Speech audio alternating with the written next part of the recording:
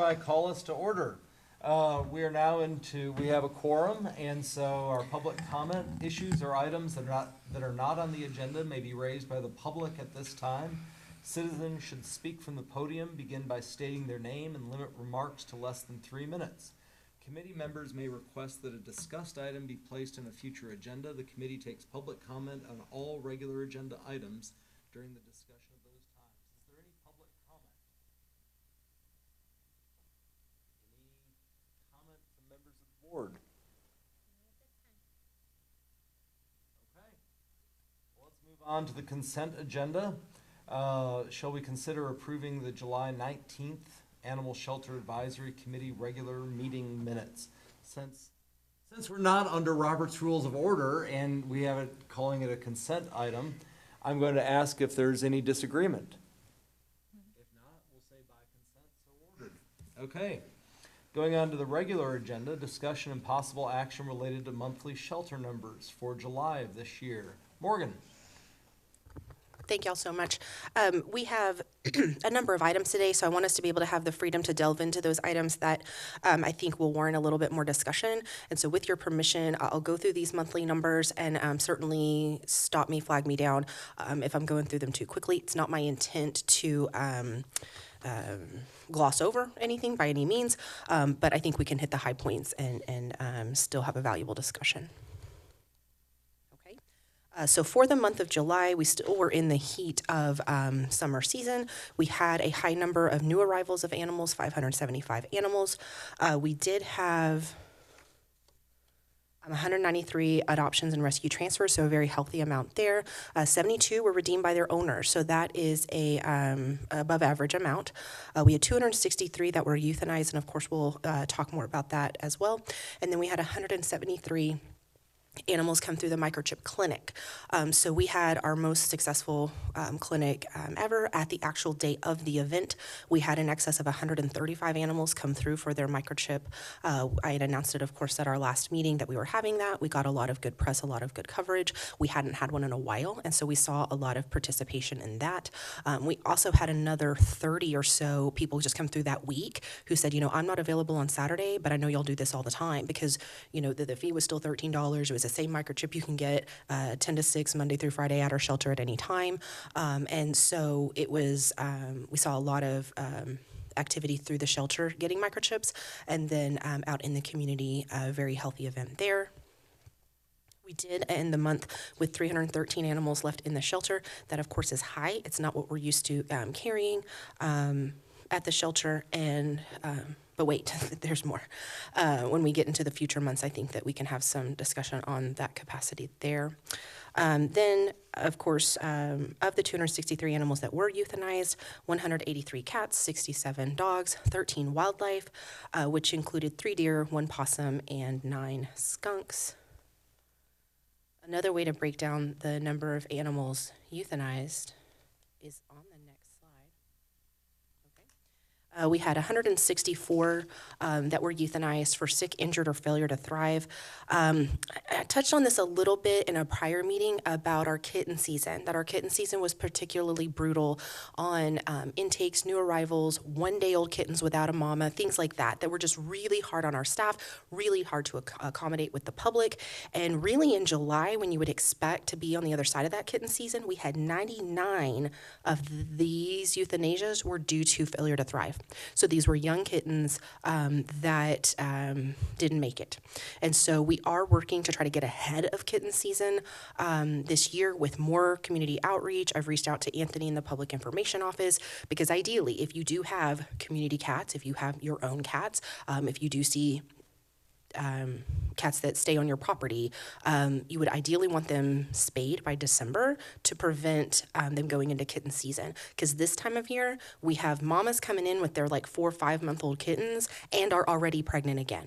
And so that creates a double, triple load for that particular household. And so we just want to be more proactive. We don't have a whole lot of resources to throw at this to solve this problem, but it is something we want to shed light on and and encourage folks to seek their own solutions on that because it's a community problem. If we're seeing it at this level still in July, it is happening in your communities as well. The number of cats that don't come in my facility is massive. So to think of little ones that are being separated from their mother so early, not being cared for, living very fragile lives is not healthy for our community. Okay, so that was July.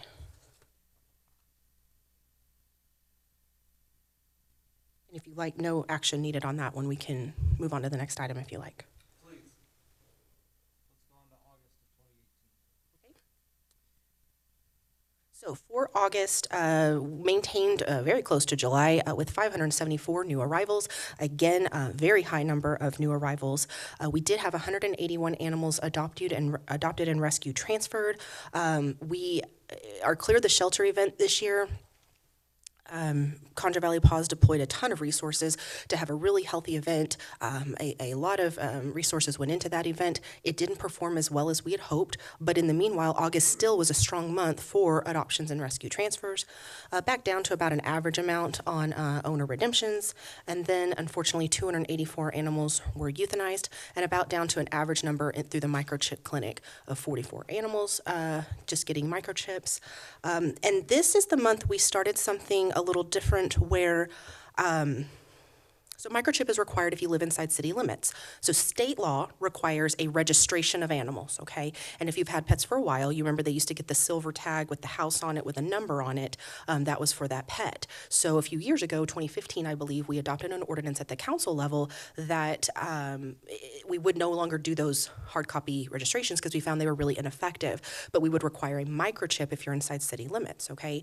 So one thing that we started doing in August was when you come in to redeem your pet, let's say your pet was out lost and found, your pet came in for bite quarantine. When you're checking your pet back out of the facility, we are authorized to charge $10 boarding fee for that, $18 processing, $18 for impound, and $13 for the microchip. So we would say, you need to get the microchip, you're already out of compliance with the microchip. And if folks would say, no, I'm gonna opt out of that, or no, I don't wanna do that, we would say, you understand you're subject for a citation today because you're already out of compliance not having your microchip. So we said, you can either get the $13 microchip today, or you would be subject to a citation today. And so we saw a lot more folks opting into getting that microchip done at that time. And so we are seeing more compliance that way. In the way we were doing it, we were saying, we're gonna give you 10 days to become compliant. Because what's most common when we interact with a citizen who has a dog at large, or for some reason we interact with them, we find out that their pet is not spay-neutered, most times, is not microchipped, and is not current on the rabies vaccine. And so we ordinarily say, we're gonna give you a warning. We wanna give you 10 days to become compliant on these items. You need to get your pet spay-neutered, that's required inside city limits. You have to get your rabies vaccine, that's required by state law. Those are things I can't offer in-house without a full-time veterinarian. But the microchip clinic, we can administer in-house. We already have a program to do that. So we say, get your rabies vaccine, get your spay-neuter, get that done in 10 days. But your microchip, you need to do it today or you're subject to a citation. So we did see more folks stepping forward and saying, well, I guess I would rather pay $13 than go through a municipal court system. So any way that we can do some positive encouragement to have that compliance. How much is the citation? I don't know, and it depends on what you do with it. You can plead no contest, you can fight it, you can ask for a trial, there's a number of things. And so at that point, it goes to the municipal court as a Class C misdemeanor, similar to a speeding ticket or a seatbelt ticket, as if you were going through the municipal court. So $13 is generally gonna be cheaper than going through the municipal court, though, right? most certainly, Okay. oh, yes. Just wanted to make sure our incentive is in the right place. Yes, yes. Okay. And then 367 animals left in the shelter. This is certainly higher than anything we had seen before. We were pushing our building to the limits, and we were quite concerned with ending the month at that amount. Then, to speak to the number of pets euthanized, you'll see that we euthanized 210 cats, so that was a large amount of cats, 50 dogs, which is lower than normal, 20 skunks and 4 other wildlife, which included 1 vulture, 1 raccoon, and 2 dove. And so another way to break down that euthanasia is this way the 199 sick, injured, failure to thrive. Still in August, much after kitten season, we had an 89 cats euthanized for failure to thrive. So I don't know if you can say we have a kitten season anymore. I think you can say it's a year-round problem to battle. I will point out that 23 euthanized for being feral is down quite a bit from average, and I think you'll see that September is even better. 36 were euthanized for either being aggressive or through the bite quarantine, and then 6 were owner requested. That's a service we offer if someone's wanting to euthanize their own pet. A little more affordable way to do it is to come through our shelter for those in need. So if you have a vulture or a deer that's in our custody, those are never released? Oh, no, they're What? almost always released.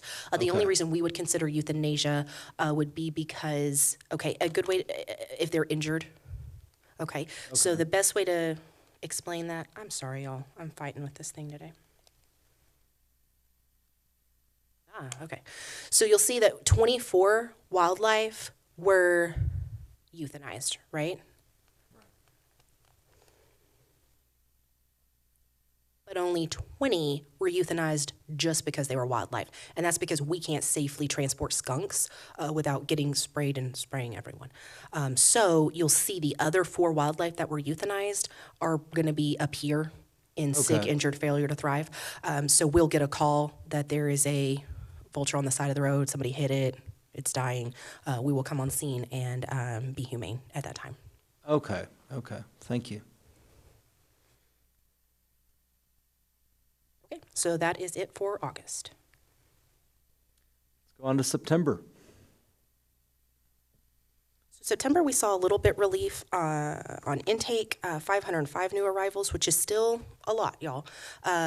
We had 155 adoptions and rescue transfers, still a healthy amount there. 75 above average for owner redemptions, and then 217 euthanized. So you saw a great reduction in the number of pets euthanized come September. We did start to see some relief from the summer months, and we ended the month with 378 animals left in the shelter. That is certainly the highest month we've ever ended at, and it was a concerted effort of and a lot of that is kittens and litters, where I have one large kennel and we can keep 6 litter mates together, or a mama and her 4 kittens. And so sometimes I'll have 378 animals left in the shelter and still have empty kennels.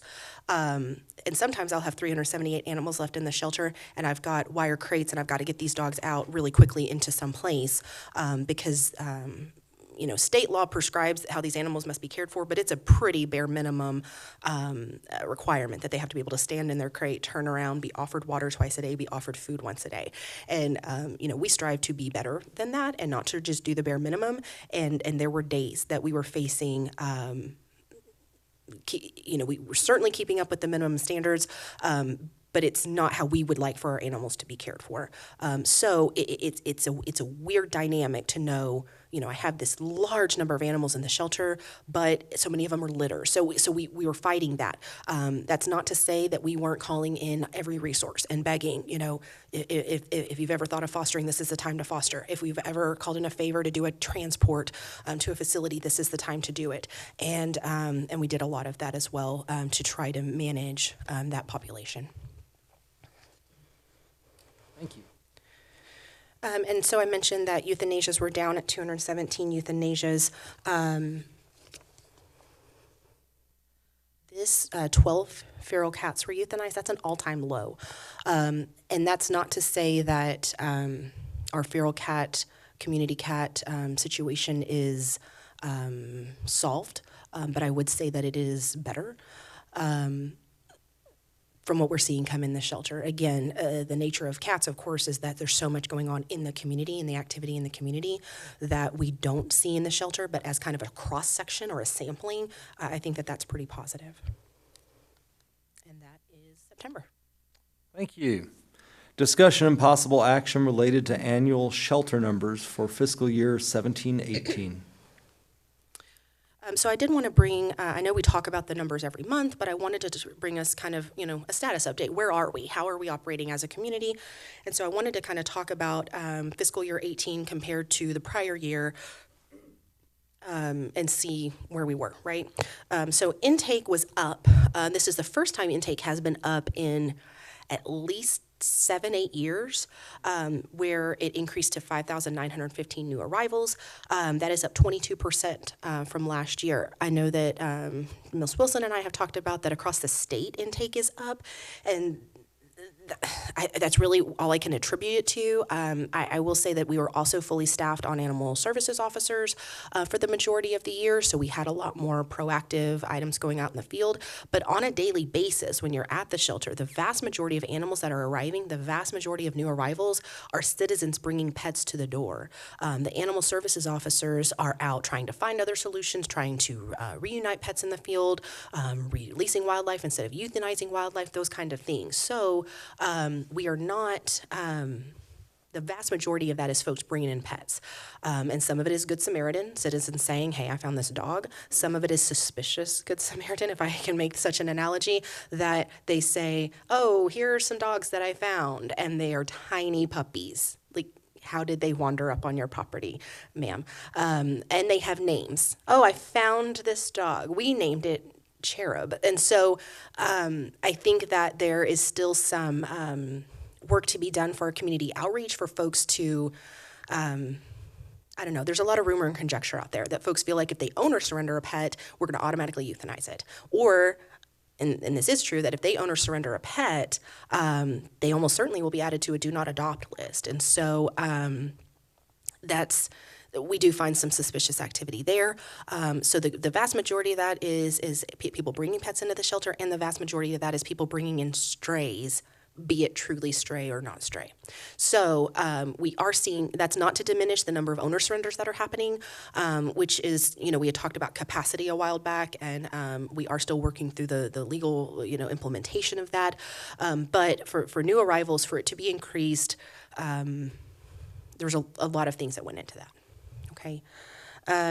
We did have 1,994 animals adopted or rescued transferred. Our goal was 2,000 for the year, so I think that we can still brag that we moved that many animals to healthy, permanent homes.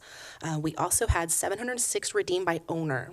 And although that's a small percentage of animals that we took in, that's a 50% increase from the year before. The number of owner redemptions happening is vastly increased. And there's a lot of reasons why that's happening. One, the helpmegetHome.com website, the local lost and found website, is as useful as anything else to us in reuniting people's pets. We had a pet redeemed this week. The pet had been missing for a month. Somebody remembered, hey, this was on Help Me Get Home. Oh, it was 4 weeks ago. And we called the folks, said, who knows where this pet's been all this time, but please come get your pet. So that's a huge tool. The microchipping is working. Unfortunately, we have a number of frequent flyer customers that their dogs get out all the time. So now that we require, hey, get your microchip or get a citation, the next time they come in, I can be like, oh, I know their phone number and their cell phone number and an emergency contact. Somebody come get this dog by end of business today. And another reason why the owner redemption is way, way up is because our rabies quarantine is way, way up. We had a different interpretation of the law in fiscal year 17, so comparing year over year. And in fiscal year 18, we interpreted the local ordinance to say that, well, it does say, it says any animal who bites another animal must also come in for rabies quarantine. And that is not required by state law. It also doesn't make a lot of sense that we've discussed that really you should only quarantine for mammal on mammal if you're quarantined for rabies, because if my dog bites your duck, he can't get rabies, right? So we're quarantining a huge number of animals that we weren't in prior years. So when I quarantine your dog for biting your other dog or a kitten or something, and you come in to redeem it, that is increasing our owner redemptions there. Okay, and then another item I want to brag on is the microchip clinic. 434 animals microchipped. Certainly, every pet that is adopted leaves microchipped, but in addition to adoptions, 434 animals were microchipped. That's a 60% increase from the year before. So same service, same product, same price, moving even better. So that is something to brag about as well. We did achieve a 47% live release rate for the year. We did expect that to be higher. One thing I would like to bring to y'all in a future agenda, if y'all will allow it, is a discussion on the calculation for the live release rate. There is an accepted practice that we've been doing, and then there is an ASPCA recommended practice, and I'd like to go through that with y'all at our next meeting, if you'll allow me, because I think it makes a lot more sense to use some industry standards for that. Any objection? Please do bring that to us next time. Okay, and then for the euthanasias that we had, I bragged on September that we only had 12 feral cats euthanized, but still for the year, 700 feral cats. That is nothing to dismiss. That is still a large number of animals leaving simply because they are feral. We did have 475 animals euthanized because of aggressive and bite quarantine, which of course we'll talk about a little bit more in just a minute. And then, so the vast majority, of course, of euthanasias were because they were either sick, injured, or failure to thrive. I will say that for fiscal year 18, there was a ton of resources, money, time invested in treating animals. We've not euthanized for kennel cough at our facility in months, an easily treatable disease in dogs that we were having to consider for euthanasia in the past because of capacity. And so, and then the number of cats we're medicating today even is just, it's massive. And so we've really stepped up and leaned on pause. In our adoption contract with them is that they will provide medical care for the pets, but it really is a cohesive effort to work together to fund it, to work through it, to identify it, to get proper protocols set forth for these animals. So even though the vast majority of our euthanasias were because they were either sick, injured, or failure to thrive, that's not to say we had a massive increase fiscal year 18 versus the prior year on the number of animals that we're able to treat and work with. So that is your year in summary. Any questions?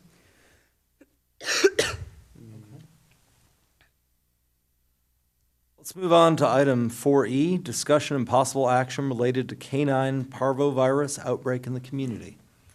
Thank you. So September 26th was when we all looked at each other and said, this is unique. We're in a unique situation.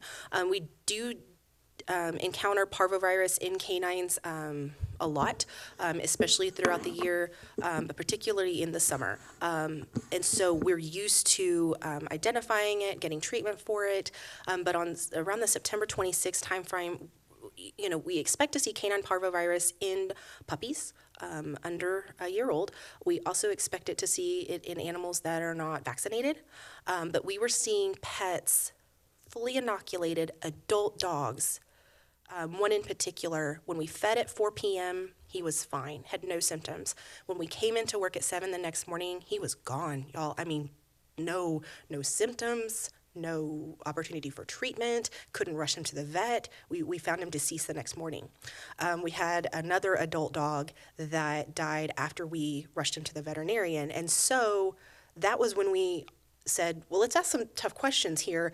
We have parvo tests locally in-house at the shelter that we are testing them with. We were working in cooperative effort with veterinarians to test them and so one of the questions we asked was, is there any other disease that can cause a parvovirus test to show positive if it's not parvovirus? And the answer was no. If you get a positive reading on a parvovirus, then it's parvo. And so we spoke with city management on that Friday, the 28th, and opted to close down intake to the facility. So we had animals coming in with parvo, and of course, the incubation period of when they have it versus when they start to blow with it, we identified these animals were coming in with it. We only had 2 dogs that were cross-contaminated, meaning they caught it at the shelter. The vast majority of animals were were coming in with it. And so we said, this is something that's going on in the community. We couldn't target it to any specific neighborhood, any specific vaccination history, any specific, were they strays, were they owner releases, were they whatever. And so we thought it was a widespread issue in our community. Anecdotally, as we were taking pets to the veterinarian, there were 3 more behind us, people saying, I think my dog has parvo. And so it was just, at one point we ran out of parvovirus tests. And so we contacted veterinarians to ask to buy tests from them. And later, when I went to the vet with my own private pets, they said, we're out of parvo tests because we gave some to y'all and we've used all of ours. And so I would say it's like something I've never seen before, certainly. And so what we opted to do, one, to keep your pet healthy. Like if your pet is out stray, you don't want it to come to my facility. So let's try to use our microchip resources. Let's try to use Help Me Get Home. Let's try to get these pets home. 2, I don't want, if your pet is sick, to come into my facility. I need to get a handle on our current population. And so in some ways it was selfish. I wanted to keep our pets safe and healthy. And in some ways it was to the public good to say, don't bring your pets here. If you have a dog, don't bring it here, because if your dog is at home and healthy or in your neighborhood and healthy, that's the safest place for it right now. And so we were still responding to calls and scanning for microchip, trying to get pets home, but we were only bringing pets in if they were aggressive, or quite frankly, if they were a danger to themselves. If it's a puppy and they're at large in the community and they can't stay out of the street, can't be safe. Most dogs, we can try to chase them home, we can try to locate their owners, but if that all failed and the pet was a danger to himself, we did bring them in and try to say, can we get them immediately to foster? Can we get them immediately to someplace safe? And not in our facility. So we closed down intake for 2 weeks to reassess. And so during this time period, 14 dogs were treated at the veterinarian, 6 dogs died from it, and then 22 dogs were euthanized for it. We did preventive treatment, and so in-house for more than 150 dogs. Virtually every dog in-house got preventive treatment at that time. And so this could have been much worse, but because we got ahead of it, because we tried to boost the immune systems of those that we could, we tried to mitigate it as best as we could. I will say that so we reopened intake October 15th because we felt like we had gotten a handle on the chaos of it all, meaning first you didn't know where it was coming from, you didn't know where it was going to blow next. See, this is my cue that I need to keep moving. But we are still seeing parvo. We've had 2 parvovirus canines positive this week. So it's still in our community. I still want to caution folks, although vaccines are not 100%, it is your best course of action. But we felt safe enough to reopen intake at that time. And during the same period, of course, Concho Valley paused dog adoptions, went through the same process where no adoptions happened during that time period and have reopened now. And same thing with the city's dog park, that they actually shut down and locked up the dog park during that time period and have since, I think they're reopening it tomorrow because they were still doing some items there. So it's not to say that parvovirus is gone. It's something in our region, unfortunately, we have to deal with all the time, but we do think that the unmanageable level of parvo has decreased. And as far as vaccines go, while they're not, nothing's 100%, but as far as parvovirus vaccine, if the dogs received a total of 4 vaccines before 16 weeks, or at up to 16 weeks, every 3 to 4 weeks, typically they're protected the second 2 weeks after the last vaccine at a rate of 99.9%. So it's a very effective vaccine, but like everything, there's always chances for minor problems with that, immune system, individual dog, things of just that nature. And sometimes the maternal antibodies can actually last out to 20 weeks. So sometimes that's why the vaccine, sometimes around that age, if you've had a vaccinated dog, occasionally might have that. So I just wanted to make sure to make that statement for the public. Thank you. Any other comments or questions? Thank you. Moving on to 4F, discussion and possible action related to citizens who fail to redeem their dog from rabies quarantine. Okay, so this was a requested item.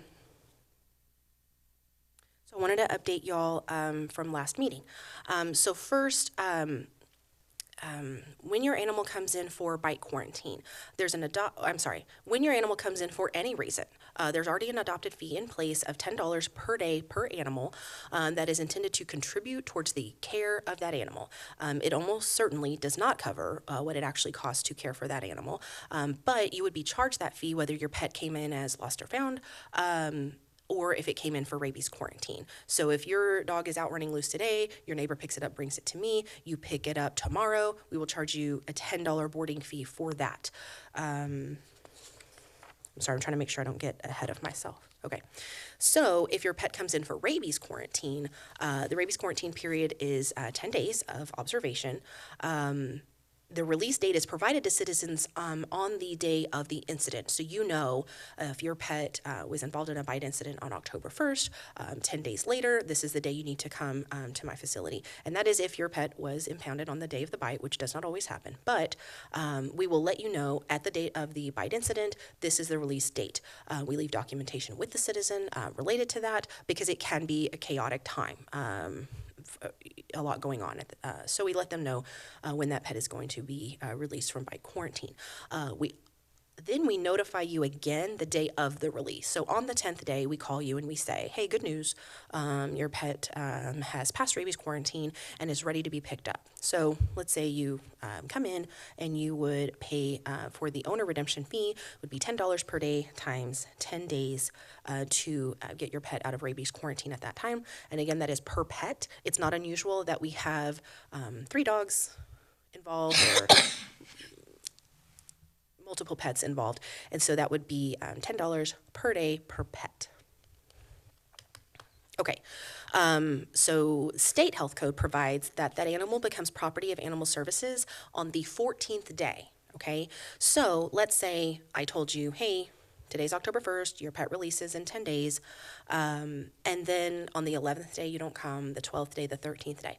So on the 14th day, we assess the temperament and health, and we would say, what are the extenuating circumstances of this bite? If a dog bit a human victim, it almost certainly, unfortunately, would be euthanized. It's not a liability that we're comfortable taking on for an adoption situation. Sometimes we will consider extenuating circumstances if the bite was provoked or if something to that extent. We would certainly disclose any bite history if we did encounter and go ahead and put that pet up for adoption. Other items we would consider if the temperament and health are still healthy would be that if the dog was the victim dog, or if the cat, let's say my dog bit your cat and you didn't come redeem your cat from bite quarantine. Well, we would consider placing your cat up for adoption. Your cat didn't do anything wrong. Your cat's a happy little cat, certainly adoptable. And so we would assess that temperament and health to determine what happens at that time.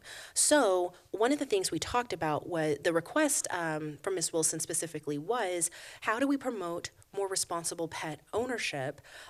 Can we bill those owners for any past due fees? Can we issue citations in arrears? And so, which we will cite for dog at large almost every time. If your dog was out of its enclosure and bit a human victim, we're going to cite you for dog at large at that time. We are generally not going to cite you for rabies vaccine, being delinquent, not being spay-neutered, and not being microchipped. We will deal with that after the fact, right? And so what we've researched is we can't issue citations without the citizen there. And that's often what's happened here is on the 14th day, the citizen has ghosted on us. They are not returning calls. They are not coming into the shelter, and we go knock on their door and they're not going to answer. And so although we can't issue citations, we do already have the mechanism in place to bill the $10 boarding fee, and we have on our accounting function that you can issue statements. at the risk of falling into my old job, we do all our fees on a cash receipts basis, meaning you were sitting across the counter from me and you are handing me a credit card or a check or a cash payment. For this, we're going to do an accounts receivable and actually issue an invoice through our financial software. So we set you up as a customer in the system. We note that it's for this dog, this many days at $10 per day, and then list each pet that may have been involved in the bite quarantine, and then you will get that invoice in the mail. We have no illusions of the collectability of that, but it certainly is something that goes on the record, would go to collections, would be a true amount due, and so we have put that in place. Excuse me, effective September 1st. And so anybody what we discovered was we already had the authority to charge the fee.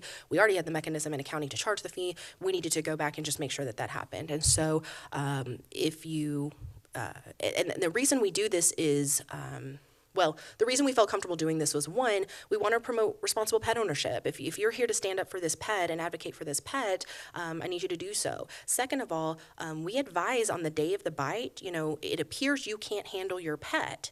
Would you consider owner surrendering it? So if my dog bit a human victim, maybe this dog needs additional, you have the opportunity to owner surrender that dog at that time. So instead of owner surrendering it and leaving it to linger in the shelter, to have up to 14 days where it sits in the shelter, that my staff is caring for it, that animal's life is being prolonged when it's an aggressive animal, puts an undue burden on the taxpayers, that we're all eating that cost by paying your property taxes when that specific owner should be responsible for that pet. So that is something that we instituted effective September 1st. I do think the agenda item offers, if we want to have more discussion about the rabies quarantine process in general, or if there's anything on that, we can certainly delve into the fees and the kind of solution that we found so far. I did want to bring up a circumstance that was brought to me, and I know you have to talk in generalities about the response to it, but the circumstance was a dog that had gotten out of its owner's yard, gone underneath one fence, gone underneath another, killed another dog, gone under another fence still, and killed a second dog. I'm told that dog that killed the other two dogs is back in its owner's possession. In broad generalities, is that normally the way this works? I don't know if it's normally, but it can happen. And so for a rabies quarantine, as I mentioned a little bit earlier, we're operating under state authority for when an animal bites a human victim. The state cares about that. We're operating under local ordinance if an animal bites another animal. So on the 10th day, you can check your dog out. Now I'd like to back up a little bit if I can, and use an example. Let's say that dog burrowed through 2 yards and bit a human victim. I think this is what we would expect to happen, is that your pet would come in for the quarantine period. If you are the owner of that pet, you are advised. Your pet is likely to be declared dangerous, which I want to go into more detail with. Your pet has got to be brought current on everything once you do the redemption. And you need to do a better job of enclosing your pet. So it'll come in for the bite quarantine. And to back up a little bit, there are 3 options when it comes to bite quarantine. You can quarantine at your veterinarian's office if they offer that, and that is your expense. We are required to lay eyes on the pet on the first day of the quarantine and the last day of the quarantine, and any other days we feel like we need to, okay? You can also quarantine at my facility, which is a little more affordable, and then you can quarantine at home if approved by the local rabies control authority, which is me. And what I've kind of used with my chain of commands and support is that if you meet certain criteria, we would approve a home quarantine. It's rare though. So 3 ways that pet would come in for a quarantine. At the end of the quarantine period, you can redeem your pet. The quarantine is simply to make sure that there's not going to be no spread of disease, okay?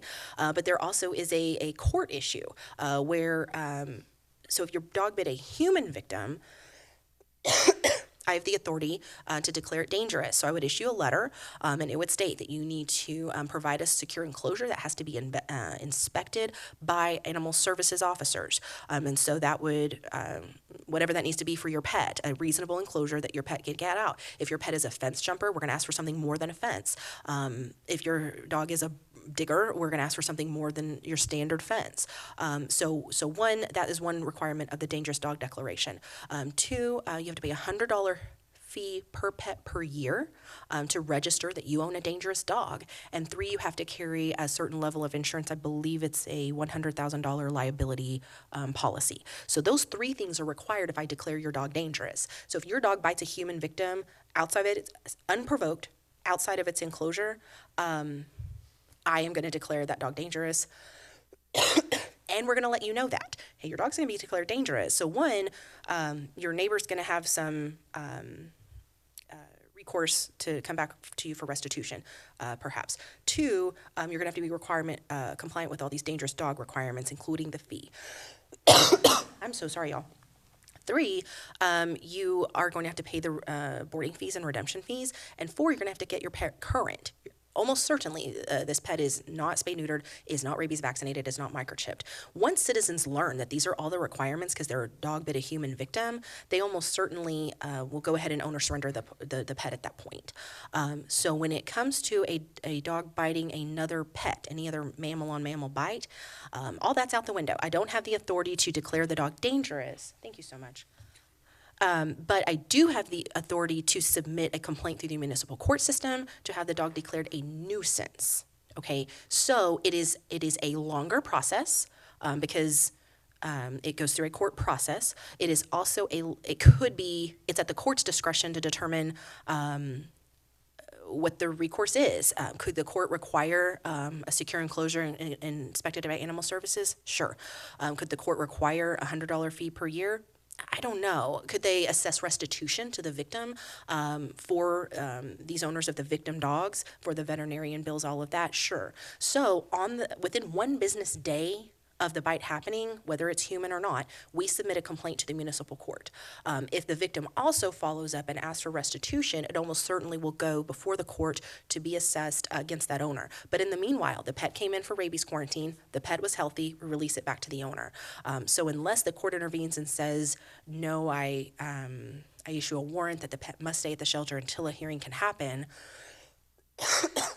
then what you're describing does happen quite a bit, where it came in for a rabies quarantine, it went back home, but almost certainly a court case is pending with the victim providing written statements, invoices, bills, supporting documentation, witness statements, in addition to our investigation, which also includes witness statements and a legal complaint filed with the court.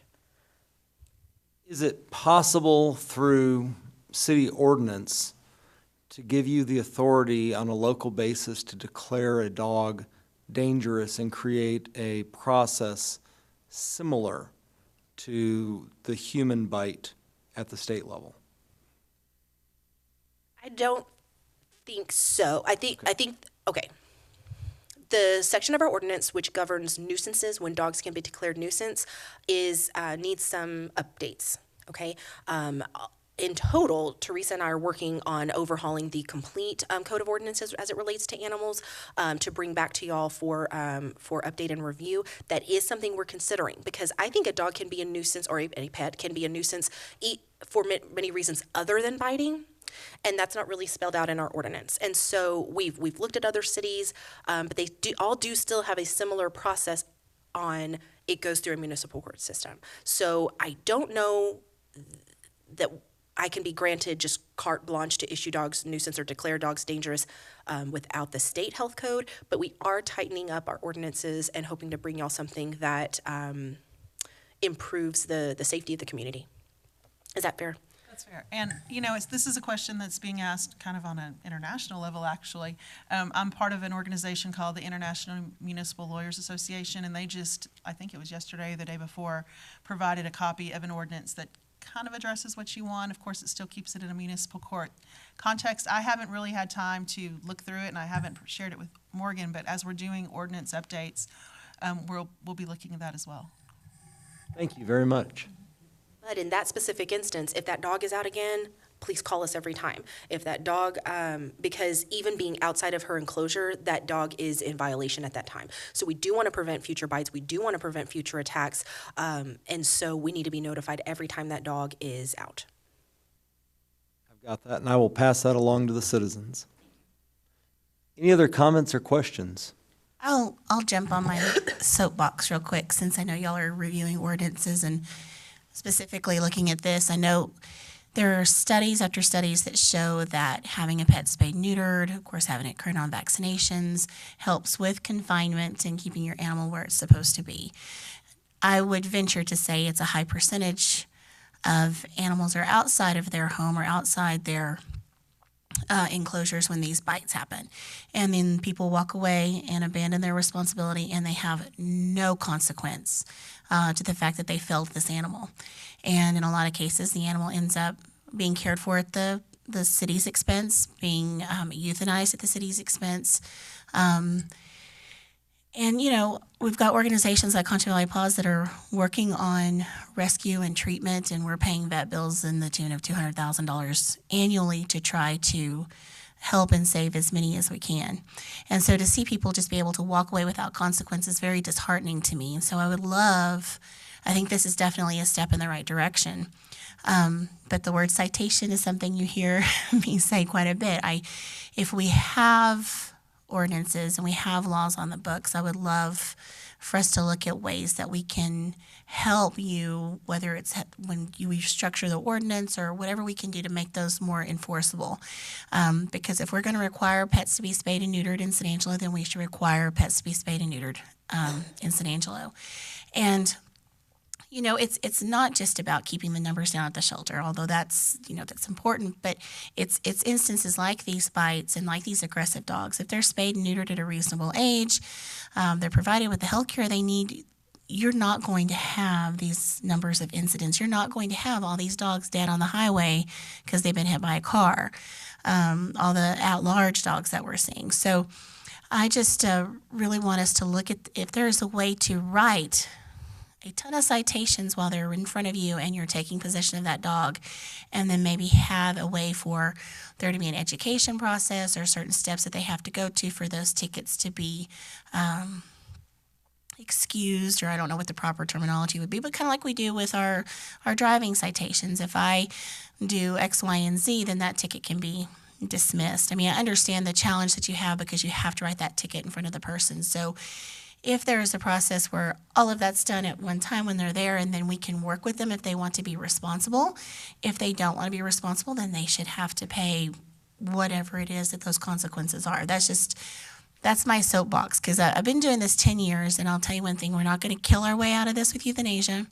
We're not going to adopt our way out of this. This all falls back on the community. We have to have some responsibility growing and education growing in our community. And we're committed to doing whatever we can in that respect. And we've got some things planned for the 2019 year for education. But we have to put value on these animals if we expect the citizenry to value the animals. So that's just my 2 cents. I wanted to say that since you're going through this process and since this came up. But I definitely think the $140 is a step in the right direction. I don't think it's enough. I know what the cost is to the shelter. I know what the cost is to, physically and emotionally to the staff. So I just think we need to start putting more responsibility back on the people who are responsible for these situations. Any other comments or questions? Okay, thank you very much. Good discussion. Discussion and possible action on positive rabies specimens for 18.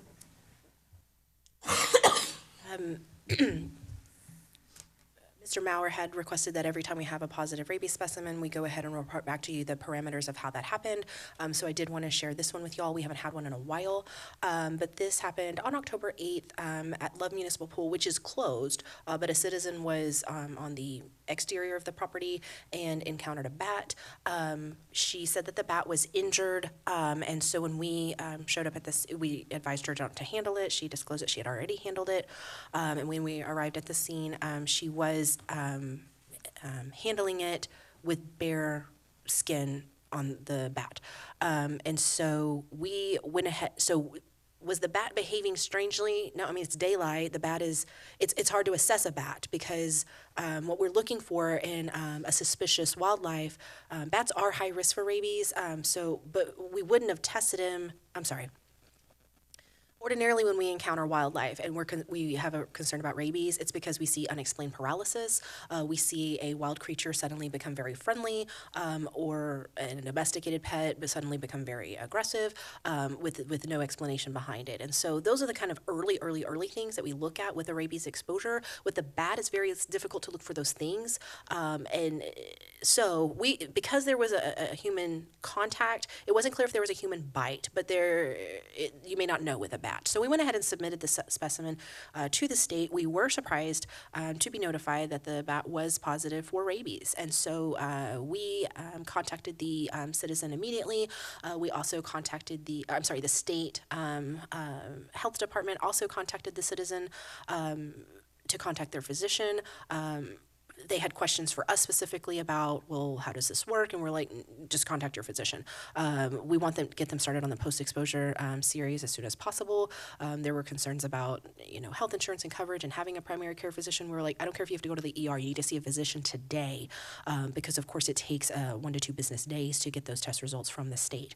That was something that we saw. It's not something out of the ordinarily. I mean, to have one positive bat specimen in a year, I don't think is anything to cause alarm, but it is something that we do want to continue to communicate with the public that if you have exposure, if you see wildlife, please don't expose yourself to it. Please don't handle it.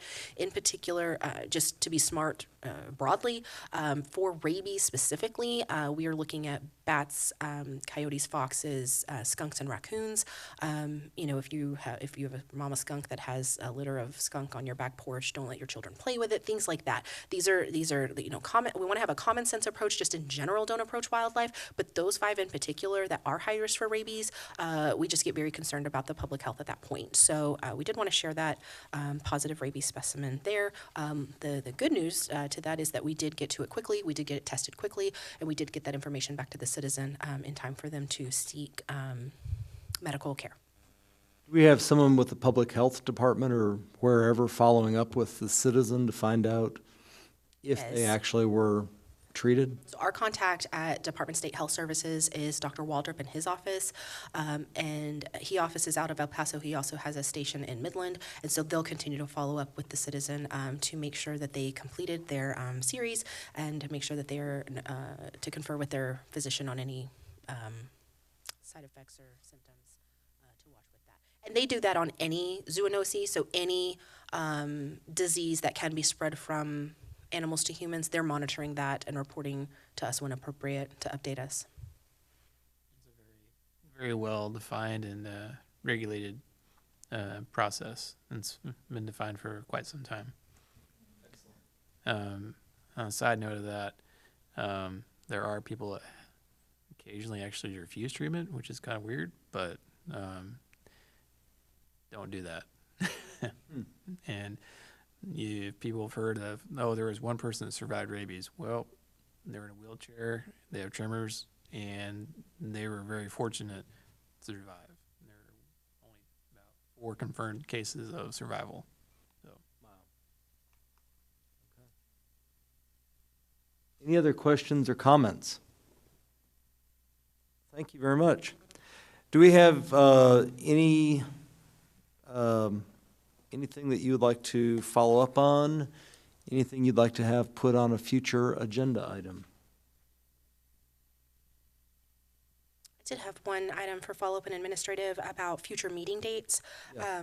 We, I think, had discussed last year that through the November and December dates, they often fall around school holidays, accepted holidays, and so we would recommend canceling our November and December meetings and then having our next meeting January 17th, 2019. That'll give us some time to report back on some of the stuff we've delved into today. We also as far as future agenda items, there was a recent adoption at council related to boards and commissions that all bylaws have to be readopted, and so we're working on that as well. And so I think giving us some time to work on that, as well as honoring everybody's travel schedules for the holidays, it would make sense to go ahead and just hold our next meeting January 17th and skip the next couple months for that reason. So I just have a question. Someone mentioned this at some point to me. What happens when the shelter actually is completely full? Is there a policy for, does the shelter continue to have to accept animals, if they're at capacity or over capacity? Is that something we can talk about right now since it's... That's just more of, as far as like for a future agenda item, could we maybe discuss what that is? We had some discussion about that on either last meeting or the meeting before, and we do have an item that we're working on that I alluded to earlier that we're bringing back to y'all. The agenda item we had before was about closing intake when we reach certain parameters. The item I'm working on to legally adopt is about managed intake. Right now we're an open intake facility. That's what we're categorized as. To go to managed intake would give us certain parameters, and that's something that would come before y'all before it went to the council for adoption. And so that's something we've been working on for a while. I was just curious about it. It's just something that, I always see the numbers and and I go out to the shelter actually on a fairly regular basis, and I see, when we get to capacity and over capacity, and I just didn't know what the actual rules were on that. So that's just something I'd like to maybe discuss at a future date, which sounds like we're already planning on, so. Yeah, and I think what we discussed at the last time was that I'm so sorry, sir. No. Or that there are no real rules governing us on that, meaning, and the reason for that is because of the difference in species. If I have 100 cats versus having 100 dogs, that has a real big impact on my facility. And if I have 100 big dogs, I'm already full. And so it has the state and local laws really give us a lot of freedom to say, it varies by species. And so, and like I mentioned earlier, we may be carrying a lot of animals, but when it was during kitten season and it was all mamas with tiny litters, I still had a ton of dog kennels open. And so you would see these crazy high numbers on our daily report, but we weren't what I would call full. And so I think taking a little more sophisticated approach, that it's not about an arbitrary number, it's not about some formula, it's about being smart and developing resources for when we're approaching that capacity for whatever we're facing at that time. If it's large dogs, if it's young kittens, if it's whatever it is. And I think that's what managed population will do for us when we bring that back. We've seen it successful at other facilities. Excellent. Look forward to hearing about that, hopefully in January. If I can make a comment on the meetings, I think that the state law requires that we meet quarterly. 3 times annually, Okay. which we've satisfied So is for that something that you 2018. maybe want to take us to? Because I know that the cancellation in meetings has been something that people have expressed frustration about. Of course, they're not here, but if they always say they're going to come to the meeting that was canceled. So I'm just wondering if maybe we should just go ahead and make that move to have those meetings maybe quarterly instead of on the calendar monthly and being. And I think that would be an edit to the bylaws. Yeah, And that's just my opinion. Everyone else may not agree, but it seems like that's kind of where we're heading anyway. We miss one and make one. And so we maybe either every other month or quarterly. For me, it would be considerably easier to do that. I think that's good for us to discuss that at our next meeting. Excellent. Anything else? Oh, thank you all. We stand adjourned.